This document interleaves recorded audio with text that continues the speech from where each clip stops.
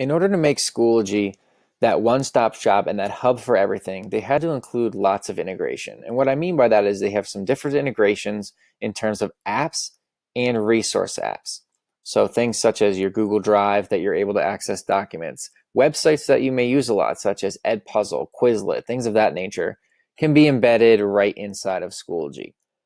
So the first two things is the difference between resource apps and the App Center. Resource app, again, resources, think of that as your online filing cabinet, as a place you can store things inside of Schoology that you are going to distribute and eventually put into your courses. So from here, I have my personal resources, public, group, and then the bottom one is apps. So when we're talking about resource apps, everyone should automatically have the Google Drive resource app available to them. If it doesn't automatically open like mine will, yours may say for the first time to connect or to authorize, approve, something along those lines that will allow you to access everything in your Google Drive and things that are shared with you and add them directly to your course, which is described on how to do that in another video. I have YouTube. I can embed a YouTube video right from this resource app rather than going out to YouTube and finding a link, and I can do that right inside my course. So for the different resource apps, when I go to install apps,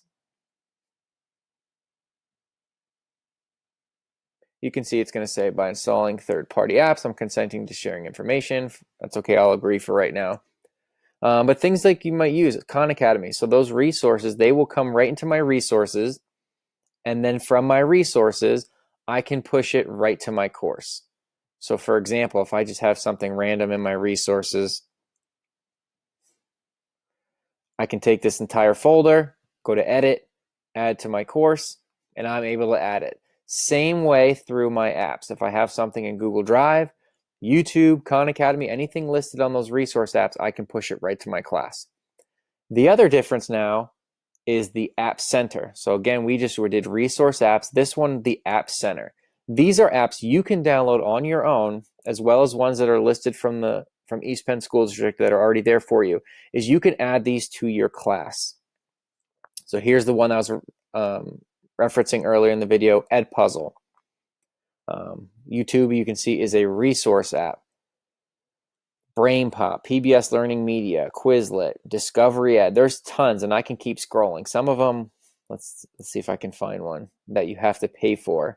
Or if you have, here you go. If I have a subscription, so like some of the databases like Gale, things like that, that maybe the library and media centers and things like that use. But basically what I do is when I install one of those, and I have Edpuzzle already, is I would, let me click on one I don't have installed. So let's say OneNote. I can say install app.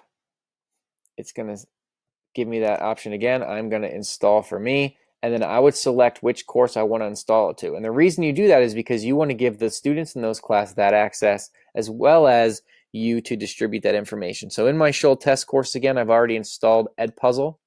So when I click on Edpuzzle, again, if you notice, it is not taking me in another tab or opening another to take me to Edpuzzle. I would have to set this up and it would be viewable right in here.